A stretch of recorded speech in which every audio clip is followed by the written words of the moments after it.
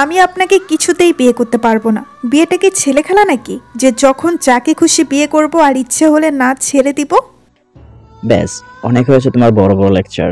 আমি পিচ্চিমের কাছ থেকে লেকচার শুনতে রাজি না। আমি বর্ণ চৌধুরী। আমি কারো কথা শুনি না।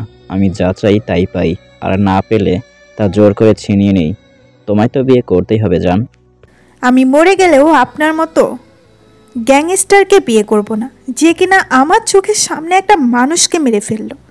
আমি তাকে বিয়ে করব, এর থেকে আমার মরণ ভালো। সুইটহার্ট, বেশি কথা না বলে এই পেপারে সাইন করে দাও। আর যদি না করো, তার ব্যবস্থাও আছে আমার কাছে। আমি সাইন করব না। আপনি যা ইচ্ছা করতে পারেন। আমি আপনাকে ভালো জানতাম, আপনি আমার বাবার বন্ধুর ছেলে, তাই আমি আপনাকে ভাইয়া বলে ডাকতাম। আর আপনি কি করলেন? আমার বিশ্বাসের মূল্য এইভাবে দিলেন? আমি আপনাকে দেখে নিব। ছি! আরে জান, পরে দেখে নিও। আগে সাইনটা করো। রাতে দেখো যত খুশি তত। না, আমি সাইন করব না। ওকে, এই জনিরনি, কামিন। বিন্দু সামনে তাকিয়ে চমকে যায়, কারণ দুইটা লোক তার বাবার মাথায় গান ধরে চোখ মুখ বাঁধা অবস্থায় নিয়ে এসেছে। ওর বাবা বলছে, তোমরা আমায় কোথায় নিয়ে যাচ্ছ এভাবে? আমার চোখের বাঁধন খুলে দাও। আমি বেলাল জামান, বিশিষ্ট বিজনেসম্যান। একবার শুধু চোখের বাঁধন খুলে দাও, তারপরে দেখবো তোমাদের কে বাঁচাবে। আমার গায়ে হাত কার এত বড় সাহস? জনিরনি, ওনার বাঁধন খুলে দাও। Yes sir. শ্বশুরমশাই, দেখে নেন আপনার একমাত্র মেয়ের জামাইকে। আমার সাহসের জন্য আমি আপনাকে নিয়ে এসেছি। কি চিনতে পারছেন? বর্ণ, তুই আমাকে এইভাবে ধরে এনেছিস? লজ্জা করে না তোর? বাবার বয়সী একজনকে গুন্ডা দিয়ে এভাবে ধরে এনেছিস? না, লজ্জা করে না। সেদিন আপনার লজ্জা করেনি? এইভাবে বড় বড় ডায়লগ দিচ্ছেন। কি চাস তুই? চাই তো অনেক কিছুই, কিন্তু এখন শুধু আপনার মেয়ে হলেই চলবে। আপনার মেয়েকে আমি চাই। বিন্দুর বাবা তখন খেয়াল করে বিন্দু চেয়ারে বসে কাছে। মা মরা মেয়ে বিন্দু, বাবা তাকে খুব বেশি ভালোবাসে। বাবার জান হচ্ছে বিন্দু, খুব জেদি। যখন যা চাই তখন সেটাই দিতে হয়। দেখতে একদম পুতুলের মতো, গায়ের রং ফর্সা, চোখ দুটো মায়ায় ভরা। ঠোঁটের নিচে ছোট একটা তিল রয়েছে, যার জন্য তার সৌন্দর্য আরো বৃদ্ধি করছে। বয়স 17 বছর, ইন্টার সেকেন্ড ইয়ারে পড়ে। বাবার চোখের মনি বিন্দু। পাপা, তুমি এসেছো? আমায় এখান থেকে নিয়ে যাও পাপা। ও আমায় মেরে ফেলবে। দেখো না, তোমার বন্ধুর ছেলে আমায় বিয়ে করতে চাচ্ছে। বলে বিন্দুর বাবার কাছে যেতে নেয়, আর বর্ণ তার হাত টেনে নিজের কাছে নিয়ে আসে। মামনি, তুমি চিন্তা করো না, আমি তোমায় নিয়ে যাব এখান থেকে। আর তুমি কী সব বলছো? ও আমার বন্ধুর ছেলে না। কিন্তু ওই গ্যাংস্টারটা তো তাই বলেছে আমায় পাপা। বর্ণ, আমার মেয়েকে ছেড়ে দে। ওর যদি কিছু হয়, আমি কিন্তু তোকে ছেড়ে দিব না। আমি বুঝতে পারছি এই সব কিছু তোর সাজানো। ভালোই বলছি, ছেড়ে দে। ছেড়ে তো দিবই বাবা, তার আগে বিয়েটা করে নেই। সবে তো শুরু। তোর বিনাশের দিন গুনতে থাক জামান। আমি ফিরে এসেছি তোর পাপের বিনাশ করতে, গ্যাংস্টার রূপে। ছাড়বো না আমি কাউকে। নাও, সাইন করো। না। জনিরনি, জাস্ট নাও। রনি জন্নি বিন্দুর বাবার মাথায় গান চালাতে নেয়। না, আমি রাজি। আমার পাপাকে মেরো না। না মামনি, তুমি এই বিয়ে করো না। ও তোমার ক্ষতি করবে। বর্ণ, তুই আমার উপর প্রতিশোধ নে। আমার উপর তো তোর ক্ষোভ। তুই আমার মেয়ের এত বড় ক্ষতি করিস না। ওকে ছেড়ে দে। ও এখনো ছোট আছে। নো নো, আমি এত বড় কাঁচা খেলোয়াড় না। তোর দুর্বলতা হচ্ছে তোর মেয়ে। সো তোর মেয়েকে আমি চাই। নাও সাইন করো। ভাইয়া প্লিজ আমাদের ছেড়ে দেন। বিন্দু কেঁদে কেঁদে বলে কথাটা। ওর মুখ থেকে ভাইয়া শুনে বর্ণ আরো রেগে যায়। এই মেয়ে, আমি তোমার কোন জন্মের ভাই লাগি? আর এইভাবে বানরের মতো লাফাচ্ছ কেন? আপনি আমার এই জন্মের ভাই লাগেন। কে জানে, এই জন্মে হয়তো আপনি বানর ছিলেন। আমি আপনার কলা খেয়ে ফেলেছিলাম বলে আপনি প্রতিশোধ নেওয়ার জন্য এই জন্মে মানুষ হয়ে আমায় বিয়ে করছেন। আমি আবার ব্যানানা খেতে বেশি লাইক করি। আমি আপনাকে অনেকগুলো দিব। বানর ভাই, আপনি আমায় ছেড়ে দিন। বর্ণর কথা শুনে হাসবে না কাঁদবে বুঝতে পারছে না। এত বোকা বোকা কথা যে ও বলে তা জানা ছিল না। ও অনেক কষ্টে হাসি চেপে রেখে পেপার এগিয়ে দেয় সাইন করার জন্য। বিন্দু বাচ্চাদের মতো কাঁদছে আর ওর বাবার দিকে তাকাচ্ছে। কোনো মেয়ে চায় না যে তার বাবা মা তার জন্য জীবন দেক, তেমন বিন্দুও চায় না তার বাবার কোনো ক্ষতি হোক তার জন্য। ও কিছু একটা ভেবে সাইন করে দিল। বর্ণ আগেই সাইন করেছে, তাই বিয়েটাও হয়ে গেল। কাজী সাহেব বিয়ে পড়ানো শুরু করে। দুইজনই 3 বার কবুল বলে বিয়েটা স্বীকার করে। কিন্তু বিন্দু কেঁদে কেঁদে ওর বাবার কাছে যেয়ে জড়িয়ে ধরে। মামনি, আমি কিছু করতে পারলাম না তোমার জন্য।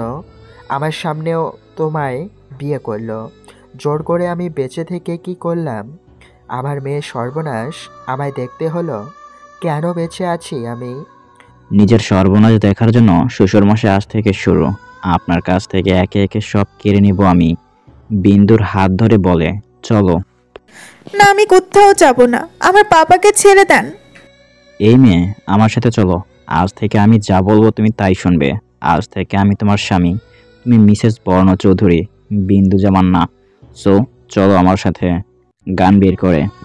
মামনি, তুমি যাও, আমি তোমায় আমার কাছে নিয়ে আসবো। চিন্তা করো না, একদিন সহ্য করো। জনি রনি, ওনাকে সসম্মানে বাসায় দিয়ে আসো। জি স্যার। যান, চলো আমার সাথে। বলে বর্ণ বিন্দুকে কোলে নিয়ে গাড়িতে বসে স্টার্ট করে। গাড়ি যায় চৌধুরী নিবাসে। বিন্দুকে কোলে করে গাড়ি থেকে নামিয়ে সামনের দিকে হাঁটতে শুরু করে বর্ণ। বিন্দু দেখতে কত সুন্দর, মনে হচ্ছে ফুলের বাগান। অনেকগুলো ফুল, চারদিকে ফুলের গন্ধে মোহ মোহ করছে। মাঝে একটি দোলনাও আছে, পাশে রয়েছে ঝর্ণা। সব মিলিয়ে খুব ভালো লাগছে বিন্দুর। ও ভুলেই গেছে ও বর্ণের কোলে আছে। বর্ণ বিন্দুকে নিয়ে বাড়ির মেন গেটে পা রাখে। দাঁড়াও। মণিমা, মেয়েটিকে? বর্ণ কাউকে কৈফত দেয় না।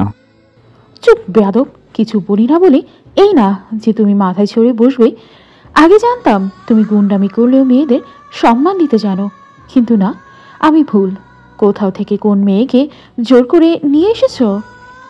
ব্যাস, তোমার কথা বলা শেষ? না, তুমি এক্ষুনি মেয়েটাকে সসম্মানে তার বাড়িতে দিয়ে এসো। ভুলে যেও না, আমি আনোয়ারা চৌধুরী এখনো বেঁচে আছি। আমি বেঁচে থাকতে আমার ছেলের করে যাওয়া শখের বাড়িতে এইসব গুন্ডামি তো করতে দিব না। গুন্ডামি যদি করতেই হয় তাহলে বাইরে যেয়ে করো, এই বাড়িতে না। বিন্দু এইসব শুনে চোখ বন্ধ করে আছে। বাসার সবাই নীরব দর্শকের মতো দেখছে, কারণ এখানে যে দুইজন কথা বলছে এদের দেখে এই বাসার সবাই ভয় করে। মণিমা, এই ভদ্রমহিলাটি হচ্ছে বর্ণের দাদি। এই বাড়ির সব কিছু তার কথা মতো সবাই চলে, শুধু বর্ণ ছাড়া। মণিমা, আমি কোনো মেয়েকে তুলে নিয়ে আসিনি। ও হচ্ছে এই বাড়ির বউ, তোমার নাত বউ। বরণ করে ঘরে নেওয়ার ব্যবস্থা করো। ডাকো সবাইকে, বর্ণ বউ নিয়ে এসেছে তো। মণিমা সহ উপস্থিত সবাই বড়সড় শখ খায়, কারণ সবাই জানে বর্ণ চৌধুরীর মেয়ের প্রতি কোনো ইন্টারেস্ট নেই। হঠাৎ আজকে একটা মেয়েকে কোলে নিয়ে এসে বলছে ওর বউ, এটাকেও বিশ্বাস করতে পারছে না। এই বাড়ির বউ মানে? রাস্তা থেকে চাকে তাকে তুলে নিয়ে এসে বলবি এই বাড়ির বউ? বরণ করে ঘরে তোলা তো হবে না। যেখান থেকে ওই মেয়েকে নিয়ে এসেছিস আবার সেইখানেই রেখে আয়। আমি যাকে তাকে এই বাড়ির বউ করে নিয়ে আসিনি মণিমা। আমি বেলাল জামানের মেয়ে বিন্দু জামানকে বিয়ে করে নিয়ে এসেছি। ওকে তুমি বরণ করে ঘরে নেবে কি নেবে না তা তোমার ব্যাপার, আমার না। আমি প্রতিশোধ চাই, কঠিন প্রতিশোধ। এদিকে আনোয়ারা চৌধুরী ভাবছে বর্ণ এই মেয়েকে বিয়ে করেছে প্রতিশোধ নিতে, কিন্তু বিন্দুর তো এতে কোনো দোষ নেই। তাহলে ওকে শাস্তি দেওয়া ঠিক হবে না। দেখি যদি বর্ণকে বোঝাতে পারি মেয়েটাকে ছেড়ে দিতে। এদিকে বর্ণবিন্দুকে রুমে নিয়ে এসে খুব জোরে বেডে ফেলে দেয়। একটা মানুষের উপর সবচেয়ে বেশি ঘৃণা করলে তাকে এইভাবে ছুঁড়ে ফেলে দেওয়া যায়। আহ, আউস! এভাবে কেউ ফেলে দেয়? ও মা গো, আমার হাড় গোড় সব গেল গো। রাক্ষস সুগান্ডা জলহস্তি, লাগে না আমার? লাগবে জান, আরো বেশি করে লাগবে। সবে তো শুরু। নিজেকে তৈরি করে নাও আমার প্রতিশোধের আগুনের সহ্য করার জন্য। আমি নিজে যে আগুনে জ্বলেছি তোমাকেও সে আগুনে জ্বলতে হবে, আই প্রমিস। বিন্দু বুঝতে পারছে না বর্ণ কিসের প্রতিশোধের কথা বলছে। ও তো কিছু করেনি, তাহলে এমন করছে কেন বর্ণ? বিন্দু বর্ণকে চেনে 3 মাস যাবৎ। প্রথমে বর্ণ বিন্দুকে তার বাবার ফ্রেন্ডের ছেলে বলে পরিচয় দেয়, বাট বিন্দু বিশ্বাস করে না। পরে আস্তে আস্তে বর্ণ ওদের ফ্যামিলির সব কথা বলে। বর্ণের বাবার সাথে বিন্দুর বাবার ছবি দেখায় আর কিছু ফ্যামিলি ছবি দেখায়। সেই ছবিগুলোতে দুই ফ্যামিলির সবাই আছে। তারপর থেকে বিন্দু বর্ণের সাথে মাঝে মাঝে কথা বলতো, কিন্তু সেভাবে না। আজ বিন্দু কলেজ ছুটির পরে বাইরে এসে গাড়িতে উঠতে যাবে, আর তখনই বর্ণ তাকে জোর করে তুলে নিয়ে আসে। বর্ণ বিন্দুর খুব কাছে চলে আসে। বিন্দু রেগে যেয়ে বর্ণের শার্টের কলার ধরে বলে, তুই গুন্ডা হতে পারিস, কিন্তু আমার কাছে দেখাতে আসবি না। ভুলে যাস না আমি বিন্দু। জামান, আমিও দেখে নিব তুই কি করতে পারিস। আর সাবধান করছি, আমায় ছোঁয়ার চেষ্টা করবি না, তাহলে ভালো হবে না। আর তুই কিসের প্রতিশোধের কথা বলছিস? হ্যাঁ, আমি তোর কোন জন্মের পাকা ধানে মই দিছি? রাগ করলে বিন্দুর মাথা ঠিক থাকে না, তাই রাগের মাথায় কথাগুলো বলে দেয়। আমার কলার ছাড়ো। বর্ণ চৌধুরীর কলার ধরা এত বড় সাহস তোমার? মুখে তোতা পাখির মতো কথা ফুটেছে, তাই না? কথা থাকবে না। আর কি যেন বলছিলে? কিসের প্রতিশোধ? কোন জন্মের প্রতিশোধ? পরে বুঝতে পারবে। আর তোমাকে ছোঁয়া যাবে না বলছো? তোর রেডি থেকো আজকের রাতের জন্য।